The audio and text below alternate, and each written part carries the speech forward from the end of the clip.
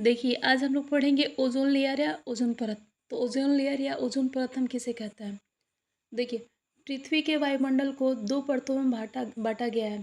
पहला होता है ट्रोपोस्फियर, जिसे हम क्षोभमंडल भी कहते हैं। दूसरा है स्ट्रेटोस्फियर, जिसे हम समतापमंडल या ओज़ोन परत के नाम से भी जानते हैं। देखिए, ओज़ोन परत की खोज सन 1913 में चार्ल्स फेब्री तथा हेनरी बुइसन ने किया था। अब बात करते हैं हम ट्रोपोस्फियर या क्षोभमंडल क्या है। तो वह परत जिसमें हम सभी रहते हैं, अर्थात वह परत जिसमें सभी प्रकार की गैसें उपस्थित है, जिसे हम ट्रोपोस्फियर या क्षोभमंडल कहते हैं। इस प्रकार की परत में कार्बन डाइऑक्साइड, नाइट्रोजन तथा ऑक्सीजन उपस्थित है, जिसमें हम लोग उपस्थित रहते हैं। अब बात करते हैं हम स्ट्रेटोस्फियर या फिर समतापमंडल क्या है। तो देखिए, पृथ्वी से ऊपर 50 किलोमीटर ऊपर स्थित एक परत होता है, या एक कह सकते हैं कि वायुमंडल उपस्थित है, जिसे हम स्ट्रेटोस्फियर या समतापमंडल कहते हैं। वहीं पे ऑक्सीजन के 3 अणु मिलकर एक परत का निर्माण करते हैं, जिसे हम ओजोन परत या ओजोन लेयर कहते हैं। स्ट्रेटोस्फियर या समतापमंडल को ही हम ओजोन परत के नाम से जानते हैं।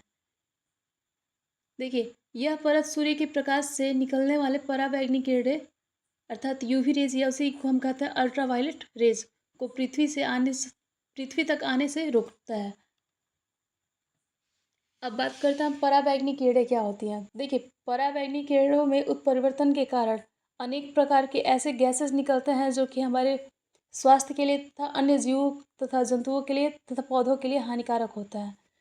जैसे कि हम देख लेंगे। देखिए, पराबैंगनी या अल्ट्रावायलेट किरणों में उत्परिवर्तन द्वारा त्वचा कैंसर तथा मोतियाबिंद जैसे भयानक रोग होता है, जिससे जिसे ये कह सकते हैं पराबैंगनी किरणों को जो ओजोन परत होता है वह अवशोषित कर लेता है, और उससे हमें सुरक्षा प्राप्त होता है। ओजोन परत हमारी हमारी सुरक्षा कवच की तरह कार्य करता है। देखिए, यदि ओजोन परत ना हो तो हमारा स्वास्थ्य तथा भोजन दोनों प्रभावित होंगे तथा अन्य जीव जंतु भी इससे प्रभावित होंगे।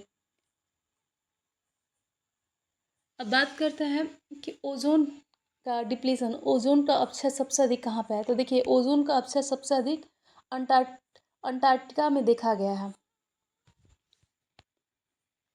अब बात करते हैं ओजोन परत का अपक्षय।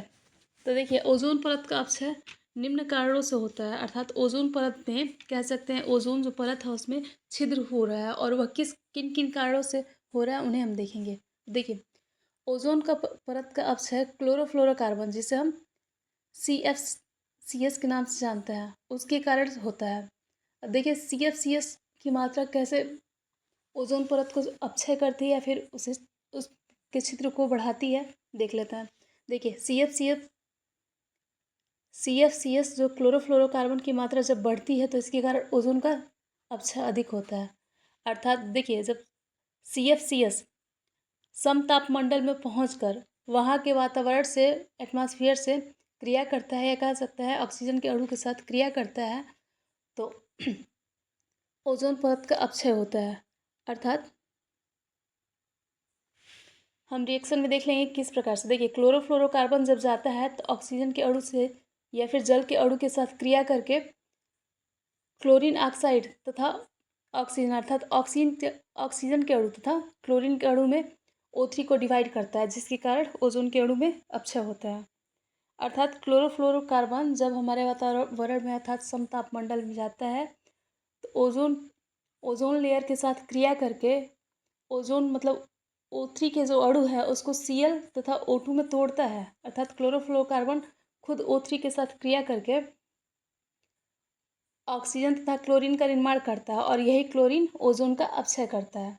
अब देखिए, एक क्लोरीन का अणु जो होता है वह 1,00,000 ओजोन के अणुओं को नष्ट करता है।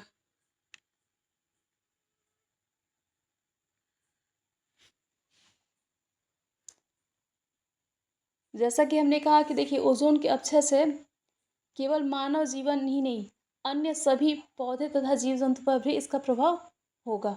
जैसे कि मानव में स्किन कैंसर बहुत अधिक होता है तथा मोतियाबिंद जैसे अनेक भयानक बीमारियां होती हैं।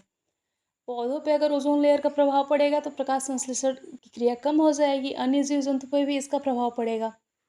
अब बात करते हैं हम ओजोन परत के अपक्षय को रोकने के उपाय। तो देखिए, फ्रेयान सबसे अधिक घातक क्लोरोफ्लोरोकार्बन है, जिसका प्रयोग गद्देदार शीट में, एयर कंडीशनर में तथा फ्रिज व एरोसॉल स्प्रे में किया जाता है। देखिए, अगर हमें ओजोन परत का अपक्षय रोकना है तो सबसे पहले हमें फ्रेयान जो क्लोरोफ्लोरोकार्बन है उसका प्रयोग कम से कम मात्रा में करनी चाहिए। सन 1995 में आर.एस. मारियो तथा Paul Crutzen and F. Sherwood Rowland ozone ओजोन परत के अपक्षय के कारण बताया था, अर्थात इसका कारण उन्होंने क्लोरीन बताया था, जिसके कारण उन्हें नोबेल प्राइज़ सन 1995 में दिया गया।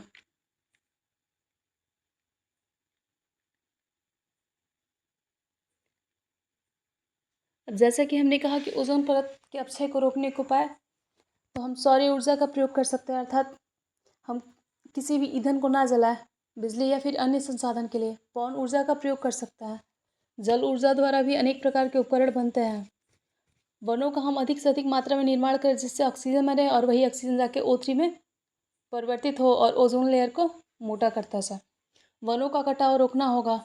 वाहनों का प्रयोग कम करें, अर्थात आवश्यकता से अधिक वाहनों का प्रयोग ना करें। यदि वाहन का प्रयोग कर भी रहे हैं तो पेट्रोलियम का प्रयोग हम ना करके CNG वगैरह गैसेस का प्रयोग करें। इसके अलावा हम कह सकते हैं चिमनी तथा कारखानों से निकलने वाले धुएं, अर्थात चिमनी और कारखानों से निकलने वाले जो धुएं गैसेस हैं उनका रूपांतरण किसी और गैस में किया जाए। इसके अलावा हम ऑटोमोबाइल्स का अधिक प्रयोग ना करें। ऑटोमोबाइल्स द्वारा भी अनेक प्रकार के वायु प्रदूषण कारक निकलते हैं, जो कि क्लोरोफ्लोरोकार्बन के निर्माण में सहायता प्रदान करते हैं।